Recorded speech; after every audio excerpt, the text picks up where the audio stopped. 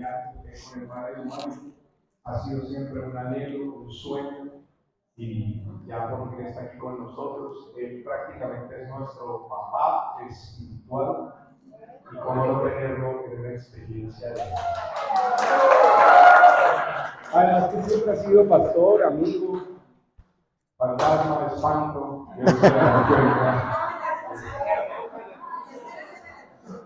Después les cuento a qué horas es que espantan. Es verdad, pero es verdad. Vamos a orar por el Padre para que no nos espante. No mentiras. Oremos por el Padre, extendamos un poco nuestras manos, no es un acto ni de magia, ni de superstición, ni de nada extraño, ni de energías, sino que extendemos nuestras manos para orar por los otros. En este caso, hoy extendemos nuestra mano para orar por el Padre John Mario, un sacerdote budista que dirige actualmente las emisoras Minuto de Dios, Barranquilla, Cartagena, que sigue soñando en ti, Dios, que sigue haciendo cosas maravillosas, que lo sigues impulsando a llevar tu evangelio a muchos lugares. Y hoy nosotros somos afortunados por tenerlo aquí. Te queremos pedir, Señor, que bendiga su vida, que bendiga su ministerio sacerdotal, también todos sus esfuerzos que sean recompensados por tu bondad, por tu unción, por tu gracia. Que lo siga llenando de aliento para inspirar a otros a seguir evangelizando con amor, con calidad, con excelencia, con fuerza, con dedicación, sin cansancio. Bendícele a él, a sus hermanas, bendice en su corazón y síguele regalando sabiduría para guiar a tu pueblo en la Iglesia Católica con palabras de aliento y de esperanza. Que lo utilices a través de esa experiencia de fe para que rompas nuestras cadenas a través de una palabra, a través de una profecía, a través de una oración, pero que esto también sea una experiencia de fe y sanación para él. Lo bendecimos en el nombre del Padre, del Hijo y del Espíritu Santo. Amén. Gracias. Bueno, buenas tardes, buenas noches para todos, para todas. Es para mí una alegría estar con ustedes, indudable, compartiendo este retiro. En esta casa de retiro de los eudistas. Se llama el Juniorato porque en un tiempo se formaban aquí los junior, por eso se llama Juniorato. Se formaban aquí los jóvenes que en algún momento hasta aspiraban al seminario. Por eso se llama Juniorato, junior, porque eran los junior, los que jóvenes que algunos de ellos ingresaban al seminario. Y por eso es la ubicación de las habitaciones y todo. Más allá van a ver el cementerio de donde salen de noche los espantos.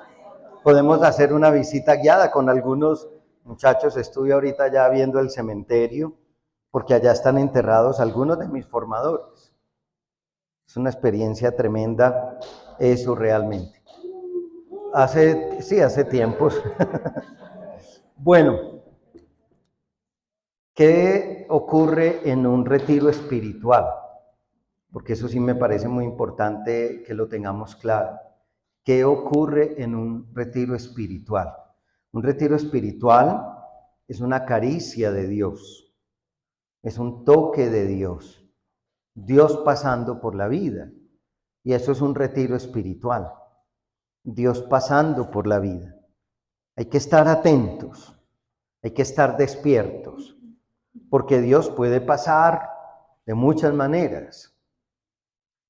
Con la dinámica que hicimos ahora, que nos impactó, con las frases, con la acogida, con los detalles en las habitaciones, con el contacto con las personas, con los momentos de oración, con los momentos de reflexión, con todo, Dios habla. Y un retiro es eso, dejar a Dios que hable. Dejar que Dios me vaya hablando, dejar que Dios me vaya tocando. Pero para que Dios le vaya hablando a uno, pues uno tiene que estar disponible, estar abierto, porque Dios siempre quiere hablar, aunque uno no siempre está dispuesto para escuchar, pero Dios siempre quiere hablar. De tal manera que un retiro es abrir el corazón al paso de Dios, abrir el corazón al encuentro con Dios. Lo único entonces, la mejor actitud es de apertura. Cuando uno hace un retiro, todos nosotros tenemos expectativas, sobre todo si es un retiro de sanación, sobre todo si hablamos de romper cadenas, sobre todo si hablamos de liberación, sobre todo si hablamos de sanación física o espiritual. Y yo creo que uno siempre tiene sus expectativas, pero Dios siempre supera las expectativas. Dios siempre va más allá. Dios no está limitado por las expectativas de nosotros, ni por los deseos de nosotros. Nosotros, al decidir estar aquí, hemos ya hecho un acto de libertad. Ninguno de nosotros está obligado o está obligada. Hemos hecho un acto de libertad, unos más conscientes que otros. Pero cuando nosotros decidimos venir aquí, cuando decidimos estar aquí, ya hemos abierto nuestro ser y ya hemos abierto nuestra conciencia. Y Dios se vale de diferentes medios. Es probable que a través de un aviso en una persona, a través de las redes sociales, aquí hay yo creo que la mayoría vieron los avisos en las redes sociales, o de Julio, las mías, no sé. Otros porque alguien les dijo, no falta el chismoso. Alguien les dijo, mira, va a haber un retiro, ¿por qué no vas? Bueno, no sé, vamos a ver. Puede haber personas que digan, otras personas les hayan dicho, yo te pago, anda, yo te ayudo. Ah, bueno, y entonces, pues si es un fin de semana, pues comiendo en tierra fría, ¿sí? Como no, pero Dios tiene siempre cosas mucho más allá de nuestras expectativas. Y Dios siempre tiene posibilidades más grandes de lo que nosotros tenemos. Así que tú has venido con una expectativa, ten la seguridad de que Dios superará esa expectativa. Y tú has venido con un deseo, es probable que Dios supere ese deseo. Porque es que Dios no está limitado a nuestras expectativas. Dios es libre, es soberano, es poderoso. Por eso Él hace lo que le da la gana. Y cuando le da la gana. Y como le da la gana. Entonces, pues, vamos abriéndonos a esa acción de Dios que poco a poco va realizando en nuestras vidas. En esta primera reflexión, después de lo que hemos vivido, esta enseñanza la hemos titulado Corazones en cuidados intensivos. Es la primera, pues como la primera reflexión. Corazones en cuidados intensivos. Ustedes y yo ya sabemos, después de pandemia, lo que son cuidados intensivos, ¿sí? Y si una persona está en cuidados intensivos, ¡ay, qué miedo! ¿Sí? Por aquí hay un grupo de enfermeras, ellas saben lo que es eso, pero de veras, cuando en el primer taller nos ponían a reconstruir esa vasija y nos decían que era como el corazón, ¿sí? Fíjense ustedes que uno se untaba de esa pega, de esa silicona tan fastidiosa, tan maluca. Es mejor el colbón, tenemos que sugerir a los organizadores que usen mejor colbón, que es más fuerte, pero también le tocaba a uno limpiarse, y a veces el corazón de todos nosotros, a veces no, yo creo que el corazón de todos nosotros necesita un ajuste, los de todos, Por eso esta reflexión la hemos titulado Corazones en cuidados intensivos. Podemos constatar en el mundo de hoy que el corazón del ser humano está herido. Y vamos a mirar esta reflexión como en tres partes. Una parte basado en la Biblia, en la creación de Dios. Después les voy a compartir un dato de la situación, de algunas situaciones del mundo de hoy, y después la propuesta de Jesús. Así que yo voy a hacer el recorrido como en esos tres puntos. Lo que Dios y la intención de Dios al crear al ser humano. Cuando hablo de ser humano, hablo del hombre, de la mujer. Si a veces me refiero de creación del hombre, entendemos hombre en sentido amplio, hombre, mujer, pero a veces es el concepto. Pero, ¿cuál era la intención de Dios al crear al hombre, al ser humano? Y si ustedes tienen la Biblia allí, algunos la tendrán en la mano, otros la tienen en el celular, pero fíjense ustedes que Dios comienza a crear en el libro del Génesis. Vamos a tomar el primer libro de la Biblia, el libro del Génesis. Y si ustedes ven que cuando Dios comenzó a crear, busquen el primer capítulo del libro del Génesis, primer capítulo. En el primer capítulo del libro del Génesis, dice en el versículo 10, a la parte seca Dios la llamó tierra, y al agua que se había juntado la llamó mar. Al ver Dios que todo estaba bien. ¿Que todo estaba qué? Bien. Primera afirmación. Y Dios vio que todo estaba bien, que todo estaba bueno. Pasamos en el mismo capítulo 1, final, en el versículo 12. La tierra produjo toda clase de plantas, hierbas que dan semilla y árboles que dan fruto.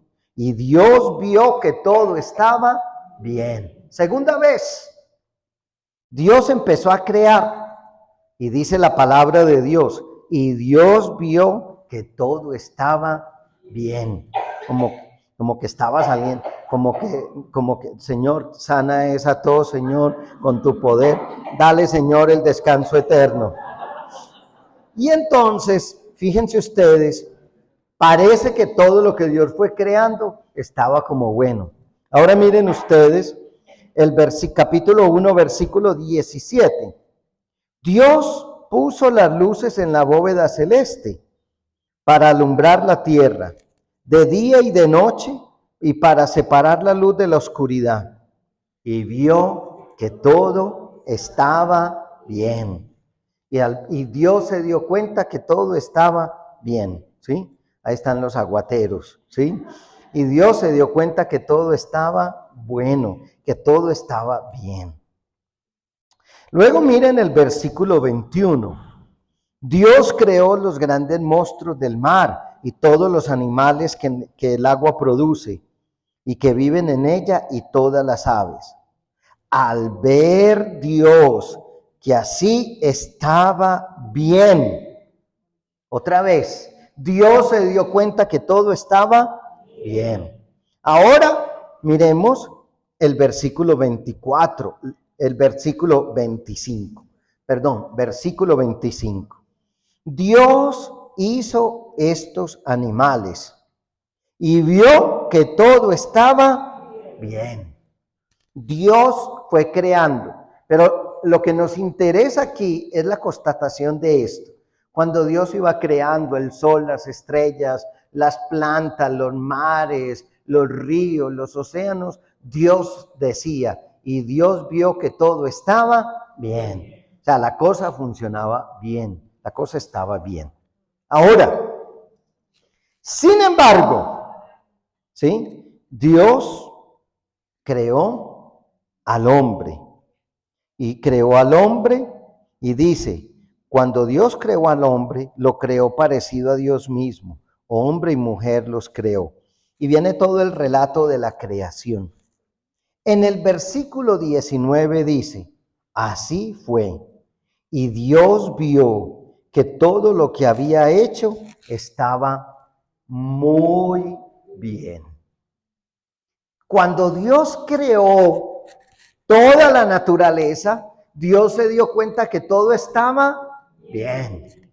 Pero cuando Dios creó al ser humano, dice la palabra de Dios, Dios se dio cuenta que todo estaba muy bien, muy bien. Cuando crea la naturaleza, cuando crea las cosas, Dios dice, está bien. Pero cuando crea al ser humano, Dios dice, y se dio cuenta que todo estaba muy bien. O sea que hay una diferencia entre la creación de la naturaleza y las cosas y la creación del ser humano.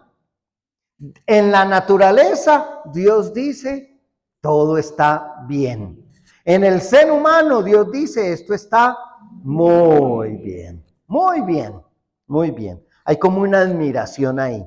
Dios como diciendo, esto me salió bien, la cosa va bien, está bacana la cosa, está chévere, creé todo y luego creó al ser humano y Dios dice, y salió la cosa muy bien, muy bien. Si Dios creó todo tan bien, entonces, ¿de dónde viene el mal? ¿De dónde viene el mal? ¿De dónde aparece el mal? Porque si Dios creó todo tan perfecto, si Dios creó todo tan bonito, si Dios creó todo tan bueno, ¿de dónde sale el mal? ¿De dónde se dañó cómo se comenzó a dañar la cosa?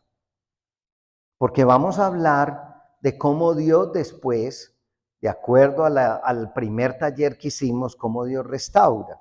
Entonces, los que tienen Biblia, busquen el capítulo 3 del libro del Génesis.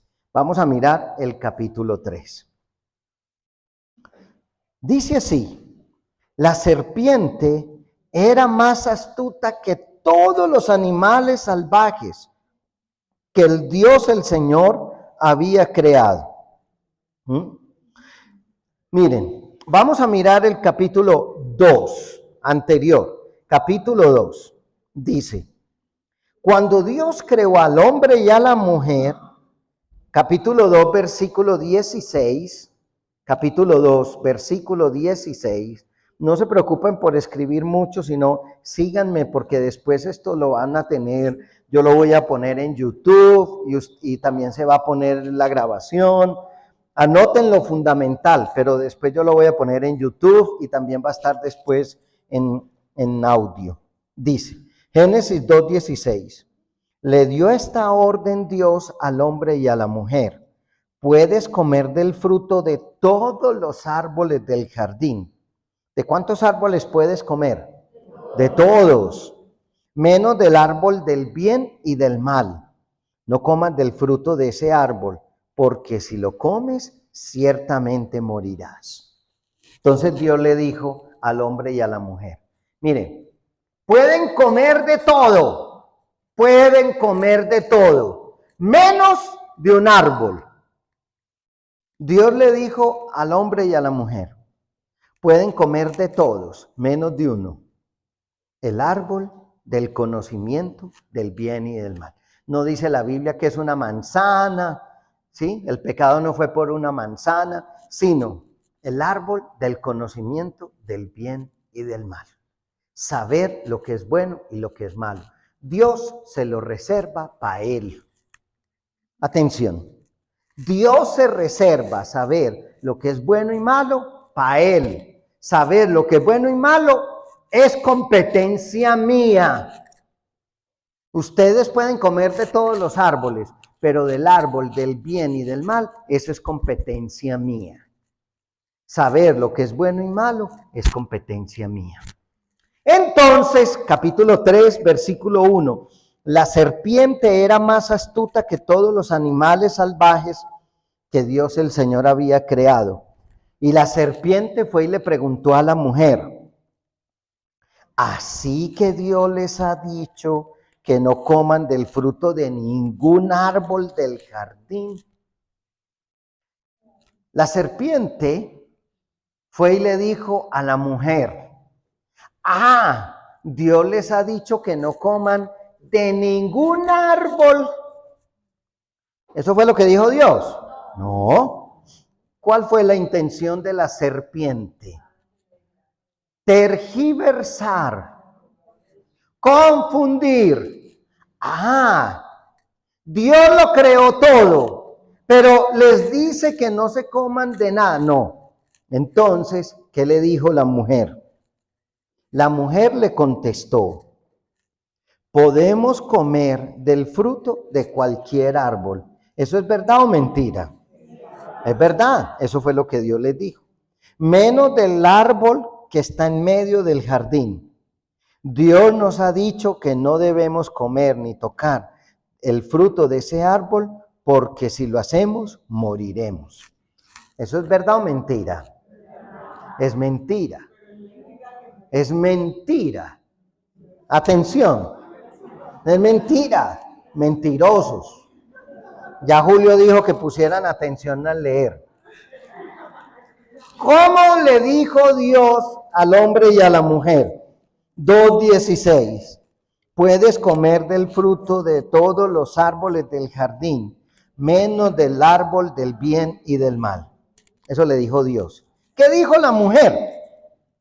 Dios nos ha dicho que podemos comer del fruto de cualquier árbol, menos del árbol del jardín que está en medio de ese jardín. Dios nos ha dicho que no debemos comer ni tocar el fruto de ese árbol, porque si lo hacemos moriremos. ¿Es verdad o mentira?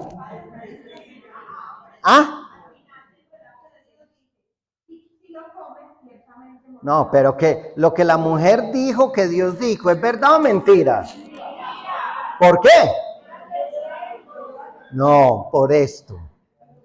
Porque la mujer, escúchenme, agregó.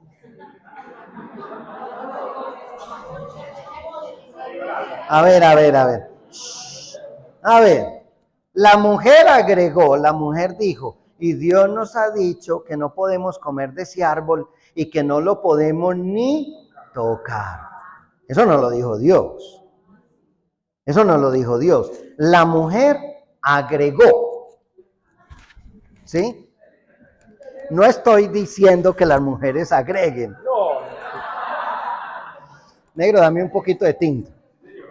No estoy diciendo, eso no tiene que ver con si es mujer o si es hombre. Lo que estoy diciendo es, se comenzó a tergiversar el mandato de Dios, que no lo podemos ni tocar. La serpiente dijo: no pueden comer de ninguno. Y la mujer le dijo: no, un momentico. Eso no fue lo que dijo Dios. Dios dijo que no podíamos comer ni tocar. Ni tocar. Se comenzó a tergiversar el mandato de Dios. Se comenzó a tergiversar. Entonces, ¿qué le dijo la serpiente? La serpiente le dijo a la mujer: no es cierto, no morirán. Dios sabe muy bien que cuando ustedes coman del fruto de ese árbol, podrán saber lo que es bueno y lo que es malo, y entonces serán como Dios. ¿Qué fue lo que le dijo la serpiente a la mujer? Le dijo: hey, no es verdad. Usted lo que pone duda sobre el mandato de Dios, agrega. La mujer agrega, pero la serpiente dice: no es cierto. Dios no tiene la razón. No morirán.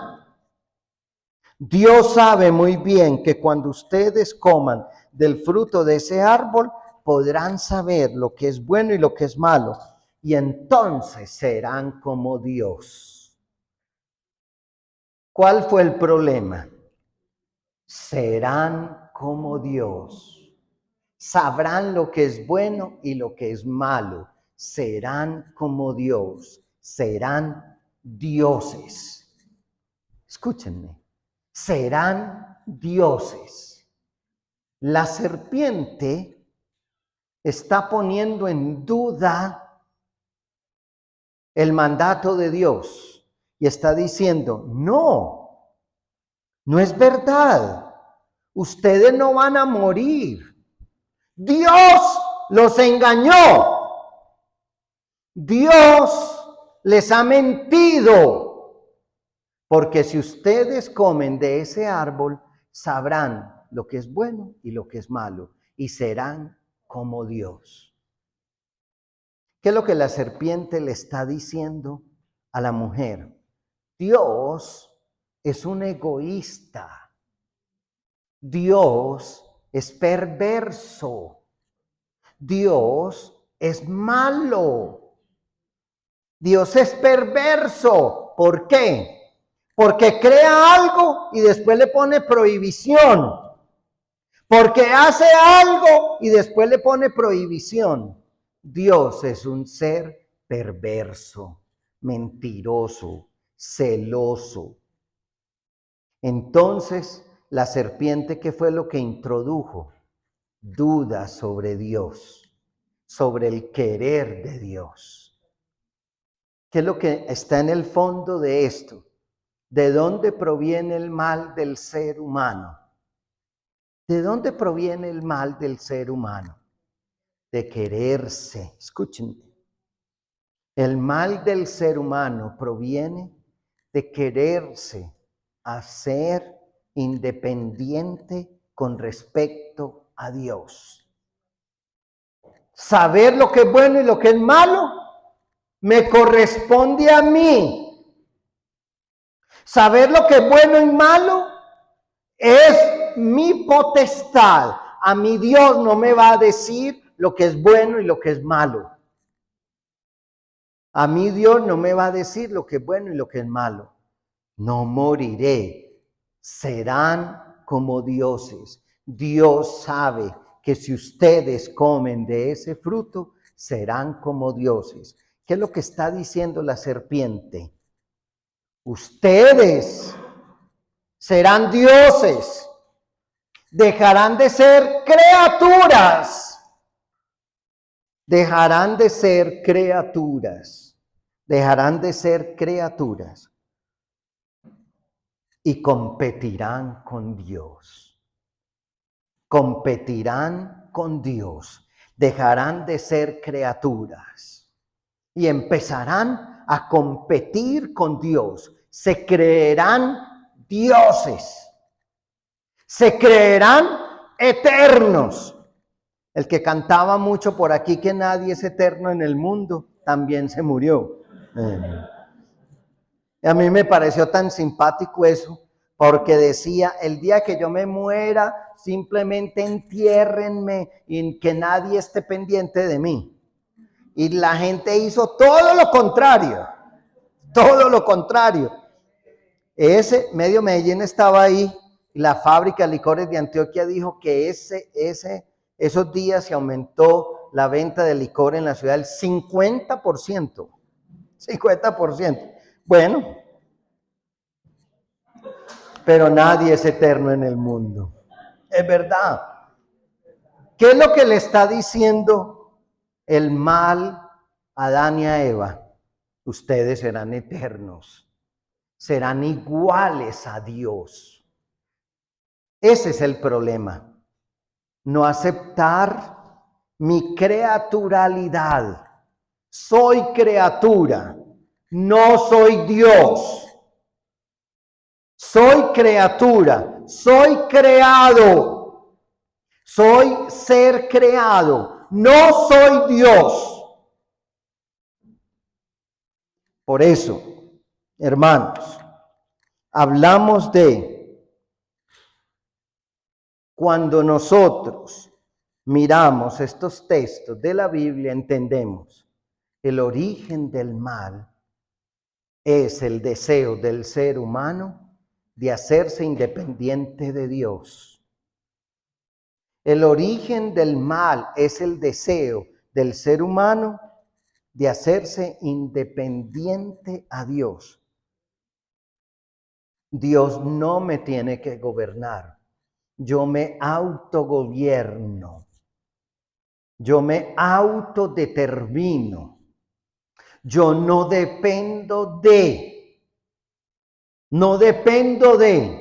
Yo solamente dependo de mí mismo, de mí misma.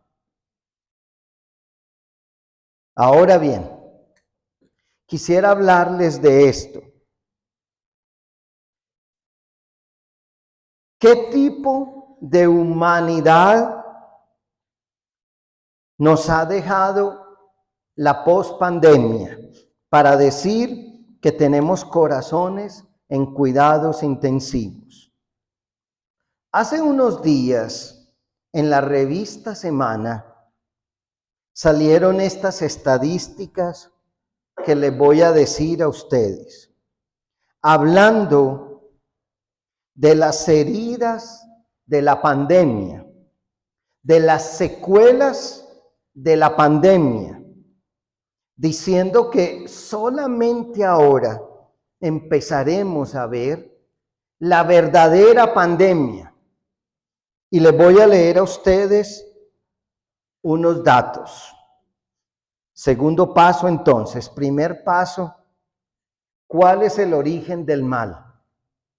¿Cuál es el origen del mal en tu corazón? Y decíamos, el origen del mal en mi corazón tiene que ver con el deseo del ser humano, o sea, de mí mismo, de hacerme independiente con respecto a Dios, de mí mismo, de no dejarme gobernar por Dios. Yo me autogobierno,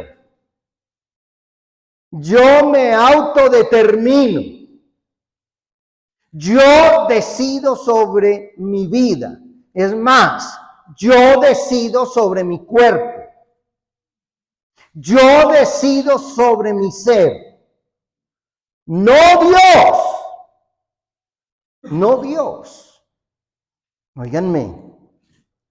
Ayer, los que hemos estado en el aeropuerto El Dorado de Bogotá, sabíamos que junto al mostrador de Avianca estaba el oratorio del aeropuerto El Dorado. Ayer, por orden del gobierno, quitaron ese oratorio del aeropuerto El Dorado. Ayer, por orden del gobierno. ¿Qué hay detrás de eso? El deseo de sacar a Dios de la vida de las personas y de la historia.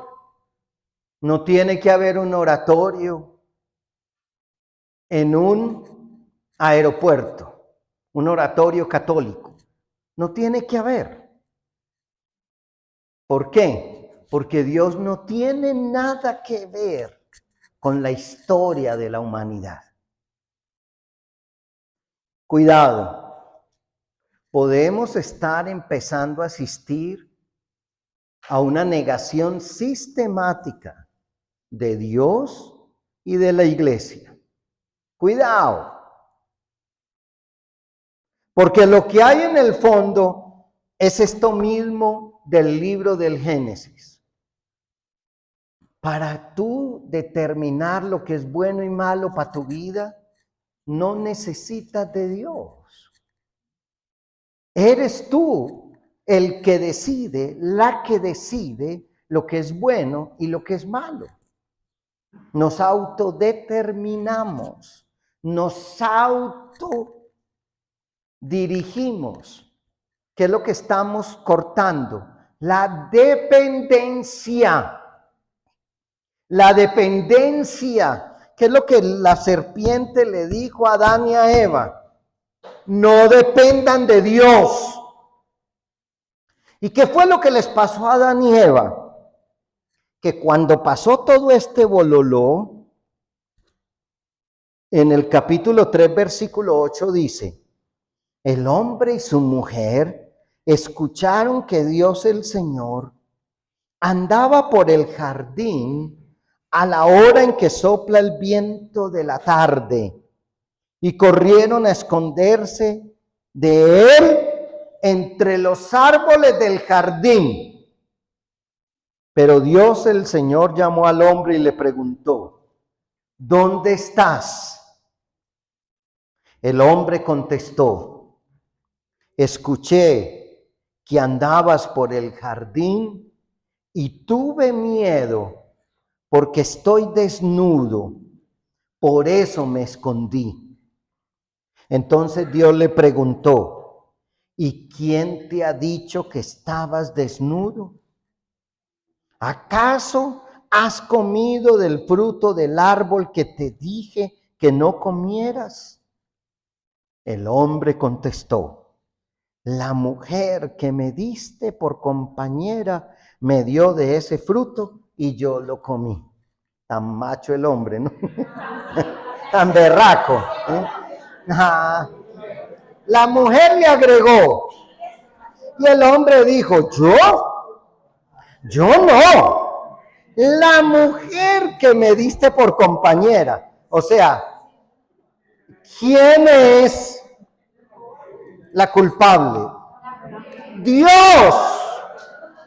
El culpable es Dios. ¿Por qué?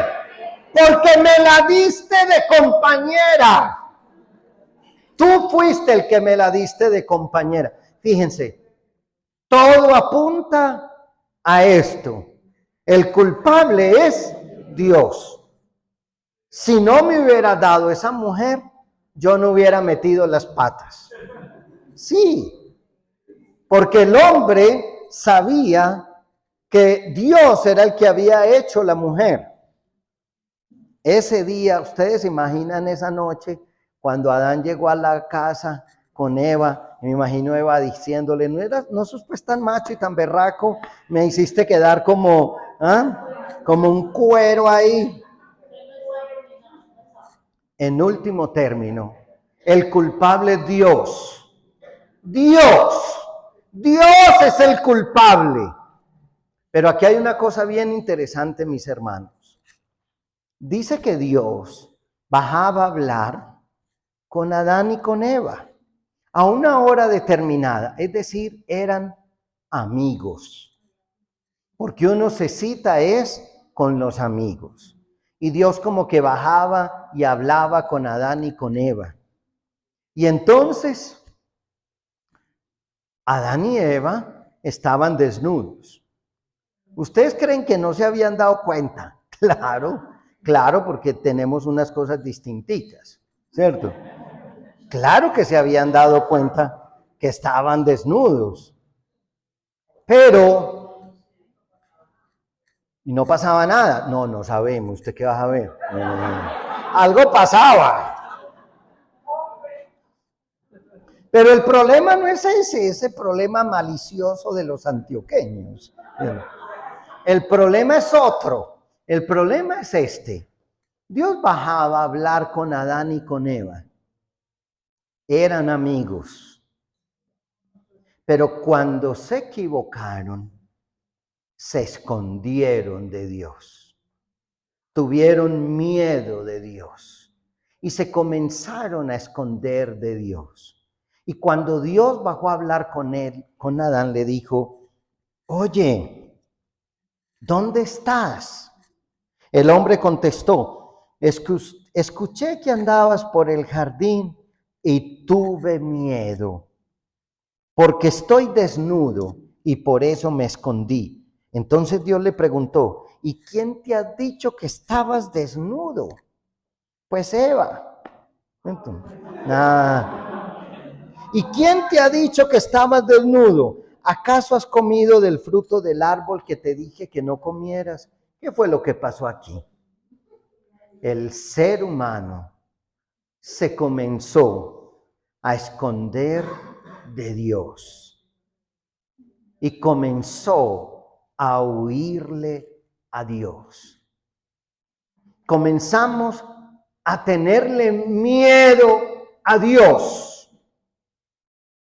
No ese miedo o ese temor de Dios bonito, sino ese miedo que nos han enseñado a veces que no es tan bueno, de que téngale miedo a Dios. No le tenga miedo a su mamá, pero téngale miedo a Dios. Téngale pánico a Dios. Y aquí hay dos cosas. Una, miedo y esconderse. Aquí hay dos cosas. Cuando uno le falla a Dios, comienza a tener miedo y se comienza a esconder. Cuando uno se equivoca ante Dios, comienza a tener miedo y se comienza a esconder. Y a veces uno se esconde en las cosas. Y a veces uno se esconde en las riquezas. Y a veces uno se esconde en las falsas seguridades. Y a veces uno se esconde en la fuerza.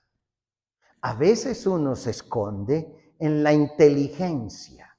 A veces uno se esconde en las distracciones de la vida. Por eso un retiro, como les decía ahora, un retiro es saber que estás desnudo delante de Dios. Saber que estás desnuda delante de Dios y no esconderte ni tenerle miedo. No esconderte ni tenerle miedo.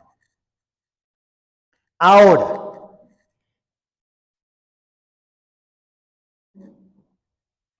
¿qué pasa? Lo que les decía ahora. ¿Qué ser humano encontramos después de la pandemia? Y les voy a leer unos datos que salieron en la revista Semana hace 2 meses. Dice, les voy a leer rápidamente. Según la Organización Mundial de la Salud, los reportes de personas afectadas por trastornos de depresión y ansiedad después de la pandemia subieron en un 25%. Hoy, escúchenme esto, los que tienen hijos adolescentes, sobrinos, nietos, un 14% de los adolescentes presentan un trastorno mental. Un 14% de los jóvenes hoy presentan trastornos mentales de ansiedad, depresión. Según estos datos, 1.000 millones de personas en el mundo tienen un trastorno mental. ¿Cuántos habitantes somos en el mundo? 7.000 millones de habitantes. Quiere decir que según algunos datos, 1 de cada 7 seres humanos hoy presenta un trastorno mental.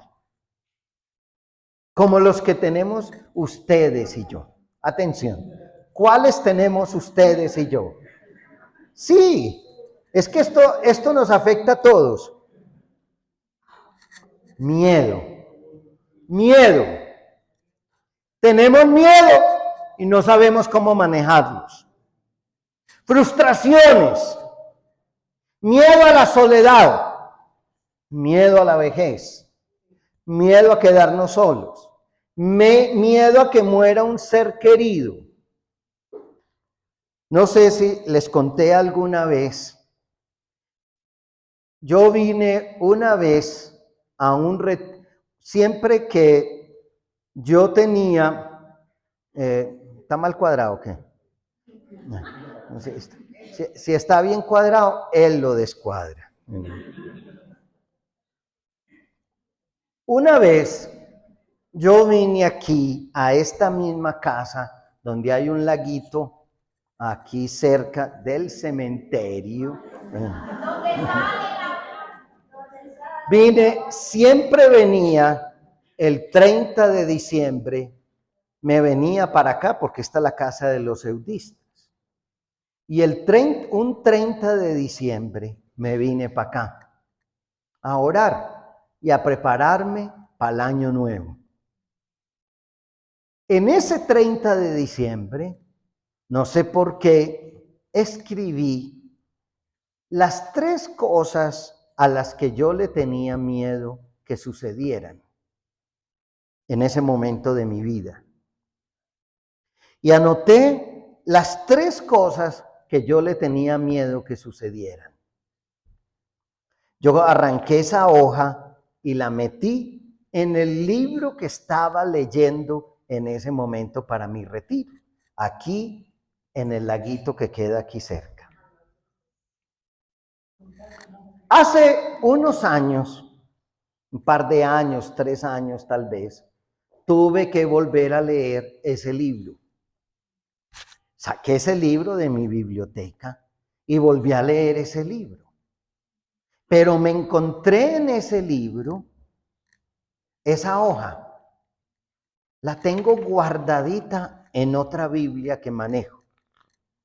Y me encontré esa hoja. Y en esa hoja decía, 30 de diciembre del 2000. Le tengo miedo a 3 cosas en la vida. Primera, que se muera mi mamá. Segunda y tercera. ¿Sí? Y escribí las 3 cosas a las que yo le tenía miedo en ese momento. La primera era, tengo miedo de que se muera mi mamá. La segunda era una cosa de salud y la tercera era una cosa referente al apostolado y al trabajo. Cuando yo agarré esa hoja, mis hermanos, agarré esa hoja que estaba en ese libro, yo me puse a leer eso y me entró una cosa impresionante. Porque me puse a leer las 3 cosas a las cuales yo le tenía miedo. ¿Y saben una cosa? Las 3 cosas habían ocurrido. Se había muerto mi madre. Había esa situación de salud había ocurrido. Y lo otro, todo había ocurrido. Todo. Las 3 cosas habían ocurrido, las 3. Cuando yo leí eso, yo dije, ¡jue madre! Y estoy aquí. Estoy aquí. Pasaron esas cosas a las cuales les tenía miedo, incluida en el primer punto que se muriera mi mamá. Las otras 3, las otras 2, no se las voy a decir a ustedes que son tan chismosos, ¿cierto? Pero cuando yo leí esas 3 cosas, yo dije, ¡jue madre! Pasaron esas 3 cosas y yo no me morí. Estoy de pie. Estoy de pie. Pasaron esas 3 cosas y no me morí. Cuando se murió mi mamá, yo creí que me iba a morir. Cuando pasó lo otro de la salud, pensé que me iba a morir. Y cuando pasó lo tercero, pensé que mi vida se acababa ahí. Y con ninguna de las 3 cosas, por dolorosas que hubieran sido, se acabó la vida. Ese día aprendí que uno tiene miedo de cosas que quizás sí sucederán, pero que a pesar de que sucedan, Dios me sostendrá a pesar de todas las cosas. Y que a pesar de todo, Dios no me dejará colgado de la brocha, como decimos nosotros. Por eso, La serpiente lo que le quiso meter al hombre y a la mujer fue miedo. Y cuando yo leo estos datos de que la situación, ¿cómo no ocurren en Estados Unidos tiroteos si 15% de los adolescentes tienen un problema mental? ¿Cómo no ocurre lo que ocurre en nuestro país si en el mundo 1 de cada 50 muertes es por suicidio? Y 15% de los jóvenes vive el día al día con algún trastorno mental diagnosticado. Y no solamente los jóvenes, nosotros. Somos una sociedad enferma. Estamos enfermos. La pandemia nos dejó a todos con un rayón. Lo que pasa es que a unos se les nota más que a otros. No se preocupen. Pero todos quedamos con nuestro rayón. Todos tenemos miedo. Todos. Óiganme, antes de venirme para acá, estaba viendo las noticias de Caracol. Y en mi casa con mis hermanas decíamos, está a punto de estallar la guerra nuclear. Estamos a esto. Pero todo eso, lo que lo llena a uno es de miedo. ¿Qué fue lo que la serpiente quiso hacer con Adán y Eva? Llenarle de miedo y poner dudas sobre Dios. Poner dudas sobre Dios. Dios es un Dios celoso. Dios es un Dios que no quiere que ustedes estén bien.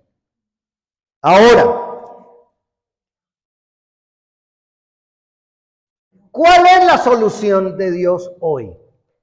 ¿Cuál es la alternativa de Dios? ¿Cuál es la alternativa de Él? ¿Cuál es la alternativa de Dios? Hay una duda, pero no recuerdo qué libro habla de que Dios es un Dios celoso. Entonces, aquí hace... Cuando se dice que Dios es un Dios celoso, es decir, Dios no permite que tengamos ídolos. Otro Dios no, porque no hay otros dioses, solamente hay uno. Cuando se dice Dios es un Dios celoso, quiere decir que a Dios no le gusta que le montemos competencia. Es eso. Ahora, ¿cuál es la propuesta de Dios? ¿Cuál es la alternativa de Dios? Si este es el panorama, un panorama a veces no muy halagador, no muy interesante, no muy alentador, ¿cuál es la propuesta de Dios? Y la propuesta de Dios es esta. Se la voy a leer. Busquen por favor el Evangelio de San Lucas.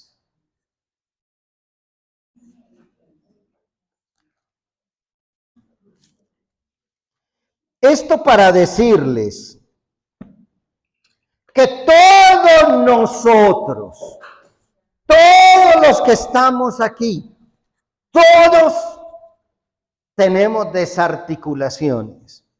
Vean. Ya va, tranquilos, no se desesperen. Lucas, yo me llamo John Mario, a mí no me diga Lucas.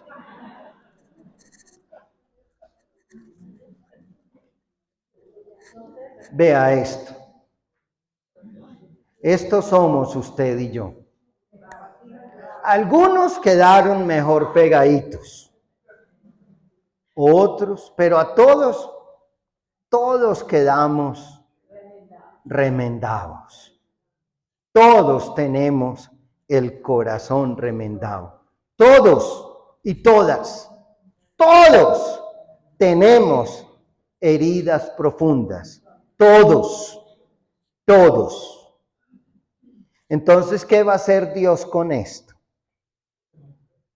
¿Cuál es la propuesta de Dios? Esperen y verán. Esperen. ¿Cuál es el afán? ¿Sí? ¿Cuál es la propuesta de Dios? La propuesta de Dios se llama Jesús de Nazaret. Esa es la propuesta de Dios.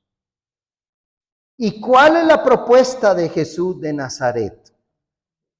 En el Evangelio de San Lucas, capítulo 4, versículo 16. Lucas 4, 16. Atención. Lucas 4, 16. Dice: Jesús fue a Nazaret, el pueblo donde se había criado. En el día de reposo entró en la sinagoga, como era su costumbre, y se puso de pie para leer las Escrituras. Y le dieron a leer el libro del profeta Isaías. Y al abrirlo, encontró el lugar donde estaba escrito. Lucas 4, 18. Lucas 4, 18.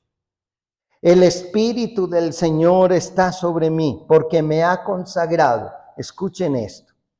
Para llevar la buena noticia a los pobres. Segundo, me ha enviado a anunciar libertad a los presos. Tercero, a dar vista a los ciegos. Y cuarto, a poner libertad a los oprimidos. ¿Cuál es la propuesta de Dios? La propuesta de Dios es una buena noticia a los pobres, como Él lo dice ahí, una libertad a los presos, vista a los ciegos y libertad a los oprimidos. Esa es la propuesta de Dios. Lucas 4, 16 en adelante. Miren, hay 4 categorías aquí de seres humanos. Escúchenme. No se preocupen por anotar mucho. Anoten poquito y miren en sus Biblias. Primero, hay 4 categorías de seres humanos aquí. Primero, los pobres. Primera categoría de ser humano. Los pobres, los que tienen carencias, los que tenemos carencias. No solamente está hablando de nivel físico, está hablando de los que tenemos carencias, que todos las tenemos, todos tenemos carencias. Todos somos incompletos. Son aquellos, los pobres, los que hemos perdido conciencia de nuestra dignidad. Los que a veces hemos perdido conciencia de nuestra dignidad. Segundo grupo, los prisioneros. He venido a traer libertad a los prisioneros. ¿Por qué una persona está en la cárcel? Porque hizo algo malo. Puede ser que no. Ustedes pueden decir, puede ser, pero bueno, por lo común. Vámonos por el proceso común. Está en la cárcel porque hizo algo malo. Está en la cárcel porque metió la pata. Está en la cárcel porque hizo daño a otra persona. El que está en la cárcel es el que está en la cárcel porque hizo daño a otra persona. Todos los que estamos aquí, todos hemos hecho daño, sin querer o queriendo. Todos hemos hecho daño. Por lo tanto, todos somos prisioneros, porque todos hemos hecho daño, queriendo o no queriendo. Uno, cuando mira las cosas desde otra óptica de la vida, dice, me equivoqué al hacer esto.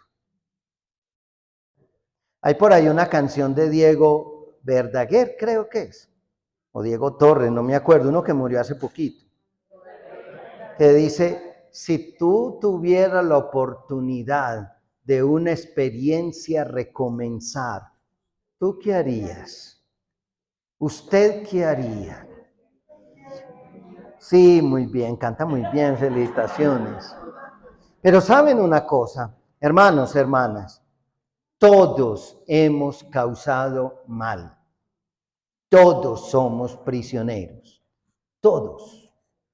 Todos y todas. En mayor o en menor escala. Todos. La propuesta de Jesús es, he venido a traer la libertad a los prisioneros. Es decir, ha venido a que tú y yo nos pongamos en paz con nosotros mismos y con los demás. Segunda propuesta, he venido, tercera, he venido a traer vista a los ciegos.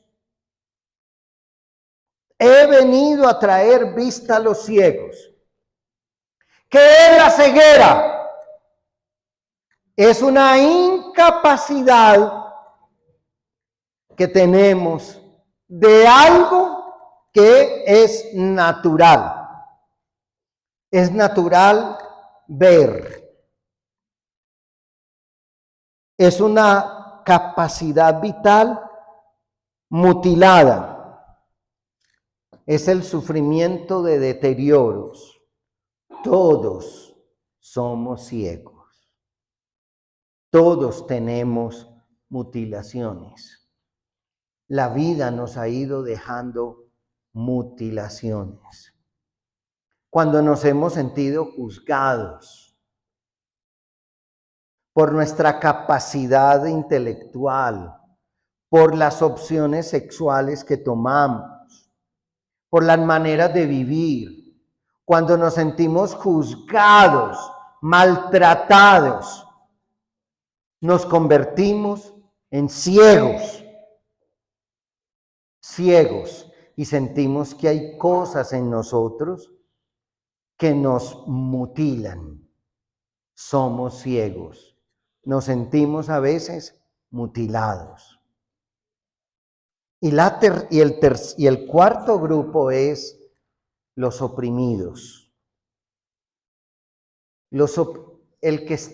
El prisionero es por una acción irresponsable, si lo pudiéramos decir. El ciego porque ha tenido una inhabilidad, pero el oprimido es el que padece la opresión. El que está en la cárcel lo está por responsabilidad, pero el oprimido es el que padece aplastamiento de otro, el que padece los destrozos de otro. Y por eso Jesús dice, aquí hay 4 grupos de personas: los pobres, los presos, los ciegos y los oprimidos. Y todos aquí tenemos algo de pobres, de prisioneros, de ciegos o de oprimidos. Todos tenemos opresiones. Todos tenemos miedos. Todos tenemos temores. Todos tenemos angustias. ¿Cuál es la propuesta de Dios a ese caos inicial que nos habla el libro del Génesis? ¿Cuál es la propuesta de Dios a esa relación que se ha llegado a interrumpir con él y que introdujo desorden en el proyecto inicial de Dios para nosotros. La propuesta de Dios se llama Jesús de Nazaret. Jesús de Nazaret es el que a los pobres les trae una buena noticia. A los prisioneros los saca de la cárcel. A los ciegos les devuelve la vista y a los oprimidos los libera de sus esclavitudes. Es Él, es Él, es Él el que nos trae la verdadera libertad. No hay más y no hay otro, es Él. Cuando decimos en esta primera reflexión, todos nosotros tenemos el corazón en cuidados intensivos, es todos y todas, y por eso estamos aquí. Y estamos aquí porque todos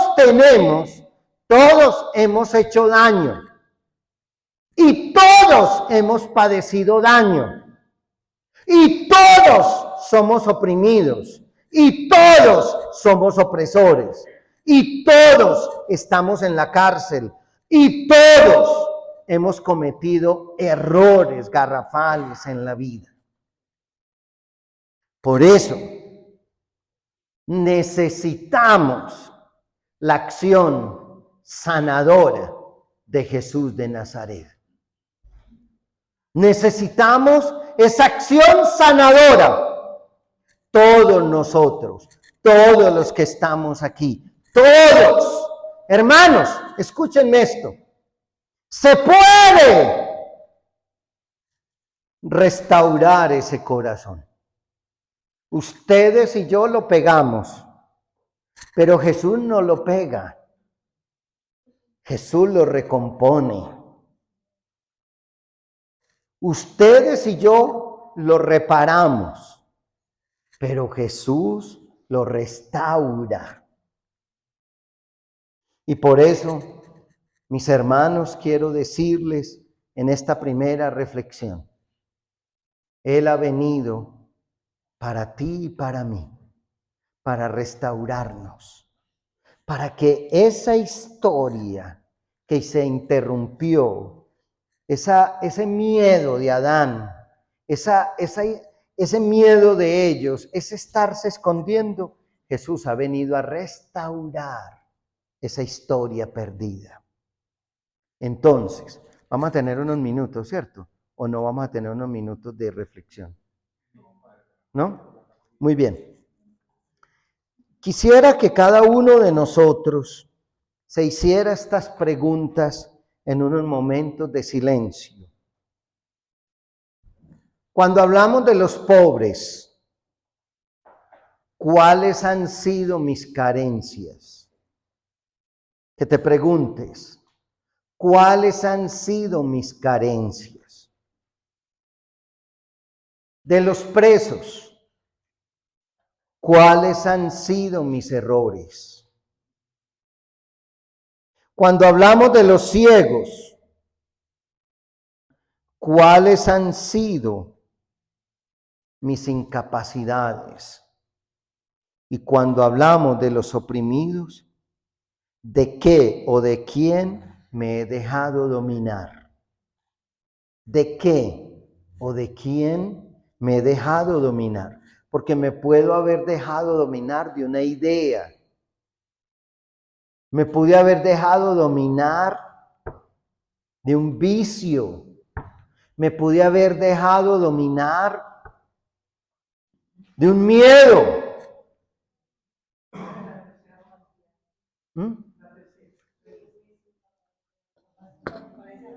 Los ciegos, ¿cuáles han sido mis incapacidades? Y la cuarta, ¿de qué o de quién me he dejado dominar?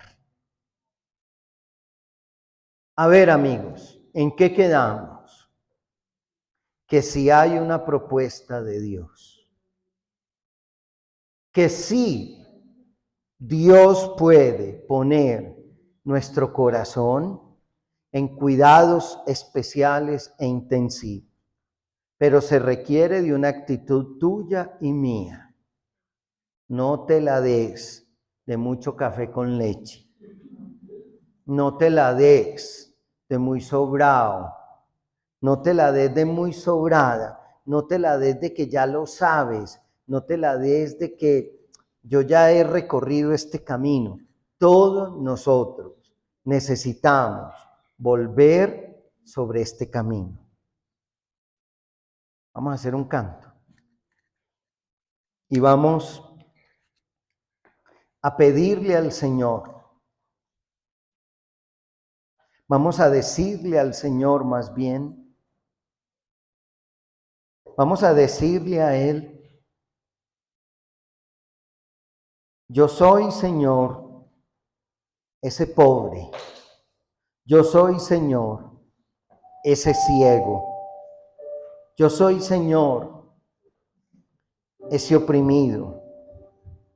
Yo soy, Señor, ese que no tiene vista. Yo soy, Señor.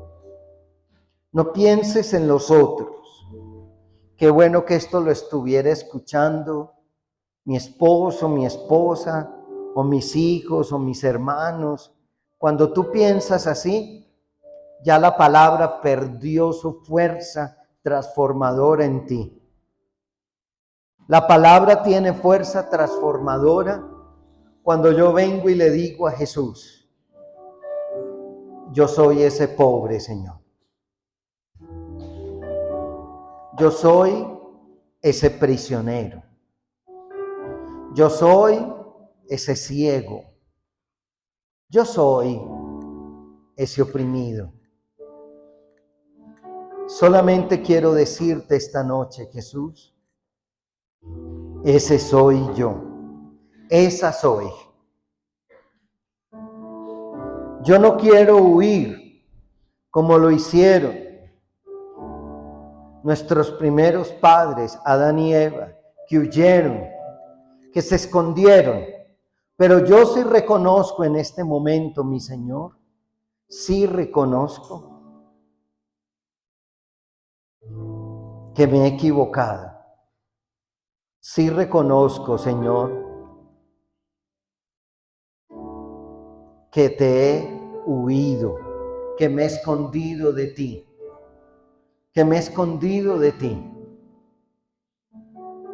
Sí reconozco, Señor, que me he escondido de ti en mis cosas, en mis prisiones, en mis cegueras, en mis opresiones, en mis miedos, en mis temores. Yo tengo también, Señor, mis temores, mis miedos, y me escondo de ti. Me escondo de ti, Señor. Por eso esta noche, mi Jesús, yo solamente quiero decirte, así me presento ante ti, sin excusas. Así me presento ante ti, sin pretextos, sin decir, sino diciendo, hey, sí. He sido un pobre, he tenido muchas carencias en la vida. He sido un prisionero, he sido un ciego y he sido un oprimido. Y esta noche, mi Señor, esta noche vengo ante ti así, en esa realidad total.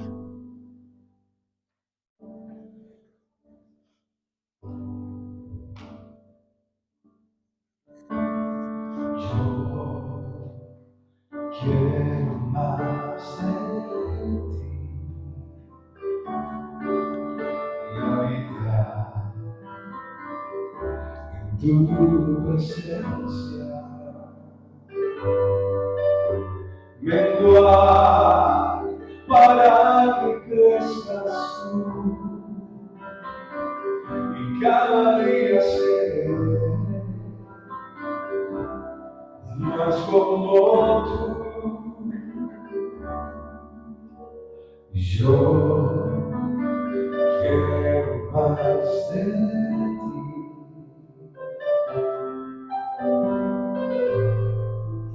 y habitar en tu presencia.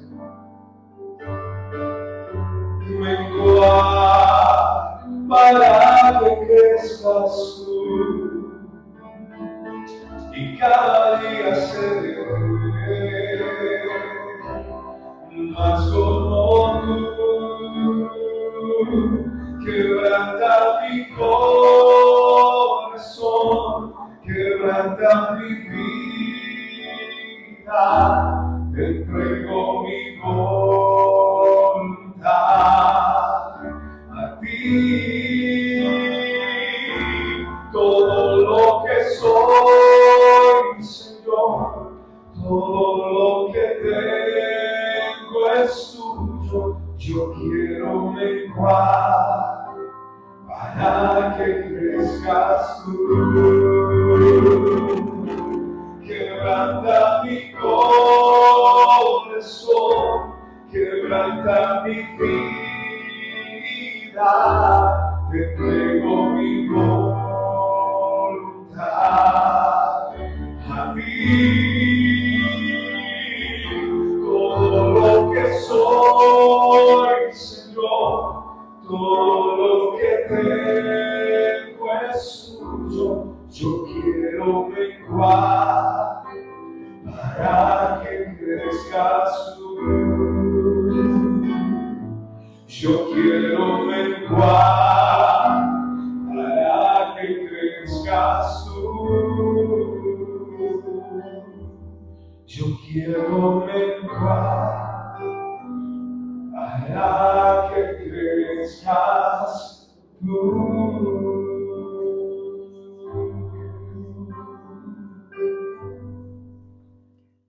Quedémonos 2 minuticos en silencio. 2 minutos en silencio total. Tal vez acompañaditos por un piano, pero quedémonos 2 minutos en silencio aquí.